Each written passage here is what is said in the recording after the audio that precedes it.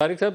آپ بتائیے گا، ہم لوگ آواز اٹھاتے تھے کہ وہی ظلم کیا جا رہا ہے تحریک انصاف کے دور حکومت میں، جرنلسٹوں اور اپوزیشن کے سیاستدانوں کے ساتھ جو کچھ ہو رہا تھا، اب آپ سارا کچھ وہی کچھ آپ کر رہے ہیں۔ بسم اللہ الرحمن الرحیم۔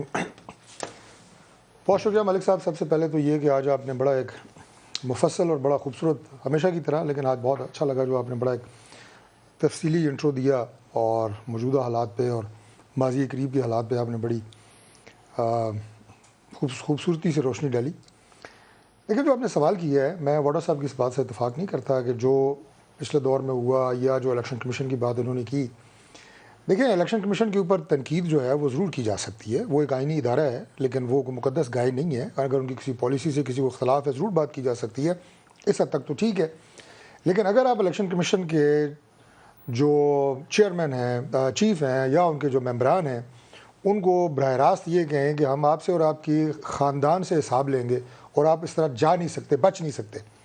دیکھیں اسی چیز سے ملتا جلتا ایک کام جو ہے وہ ہمارے سینیٹر نہال ہاشمی صاحب نے کیا تھا۔ تو نہال ہاشمی کے ساتھ کون سی اچھا سلوک کیا گیا تھا، غلط کیا گیا نہیں، میں عرض کرتا ہوں کہ اس بیچارے نے معافی بھی مانگی، میں اس کی تائید نہیں کرتا، انہوں نے ججز کی فیملیز کی یہ کہا تھا، اس کے نتیجے میں آپ دیکھیں کہ انہیں سینیٹرشپ بھی ان کی گئی اور کچھ 6 مہینے جیل میں بھی رہے۔ تو یہ ہمارے ساتھ بھی ہو چکا ہے، ایک بات تو یہ ہے۔ دوسری بات یہ کہ اب شہباز گل صاحب میرے دوست ہیں، جب اب فوج جیسے ادارے کو یہ کہیں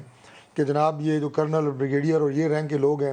یہ بڑوں کی بات نہ سنیں، یعنی آپ بغاوت پہ اکسا رہے ہیں ایک آپ کا وہ ادارہ جو کہ آپ کی سرحدوں کا بھی شہباز گل کا بیان انتہائی غلط تھا، درست نہیں تھا، کیونکہ وہ تو کہہ رہا تھا نا کہ بڑے افسروں کے خلاف بغاوت ہی ہو جائے، یعنی غلط بیان بغاوت تھا رہے تھے۔ اس کے مقدمہ درج ہو گیا لیکن اس کو مارنا یہ درست تھا؟ نہیں، مارنے کی میں نے نہ مارنا غلط تھا، کبھی بھی مارنے کی کبھی نہ میں نے اس کی تائید کی ہے نہ کبھی اس کی سپورٹ کی ہے۔ بالکل جو بات غلط ہے وہ غلط ہے، لیکن میں یہ کہہ رہا ہوں کہ آپ کا وہ ایکشن جو قابل دست اندازی پولیس ہو، پاکستان کے مروجہ قوانین کے تحت قابل گرفت ہو،